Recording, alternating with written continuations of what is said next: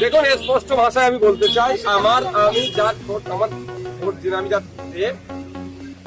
দাদু স্বাধীনতা সংগ্রামী ছিল, দেশকে স্বাধীন করার জন্য লড়াই করেছে। আমি সেই রক্ত আমার গায়ে বলছি।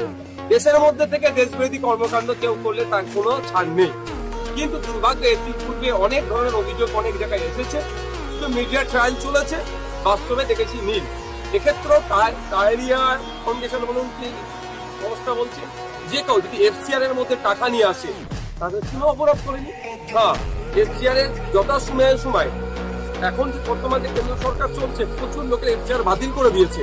বিদেশি টাকা যারা অনুদান নেয়, সে নিয়ারও ভবিষ্যৎ আছে, টাকা নিয়ে কোথায় কিভাবে খরচ করছে সেটা দেখার চাই। তদন্ত যদি অন্যায় করে থাকে 100 না ছাড় পাই, তবে হ্যাঁ আমার অনুরোধ দেয় উইদিন 6 মান্থ তদন্ত প্রক্রিয়া শেষ হবে। তাহলে ইডি, সিবিআই, এনআইএ সব নিচ্ছে, তদন্ত পদক্ষেপের গতিতে চলতে হবে না। উইদিন 6 মান্থ অন্যায় করলে রাস্তায় ফাঁসি দেয় এমন দৃষ্টান্ত তৈরি করতে হবে, দেশে থেকে দেশের গাদ্দারি করার সাহস পাবে না।